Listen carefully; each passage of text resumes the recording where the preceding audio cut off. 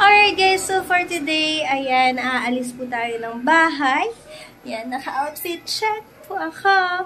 Dahil may isusurprise po tayo guys ngayong araw. Actually, matagal na po kasi niyang gusto ito and ngayon lang po ako nakapagluwag-luwag kaya inalay ko po yan para sa kanya. That's my son, Raya! Ayan.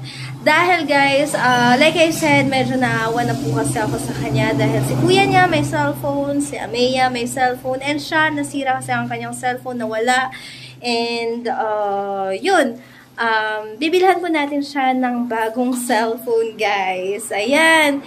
And kasi naawa na talaga ako sa kanya dahil lagi siya nanonood ng TV. Puro TV na lang siya. Ayan, nakikihiram siya sa mga kapatid niya. Pero iba pa rin pag meron siya sarili. Saka one time din, hiniram niya ako yung cellphone, which is nag-work ako, guys. So, medyo nasad siya dahil hindi ko siya napahiraman. So, ngayon, magkakaroon siya ng sarili niya.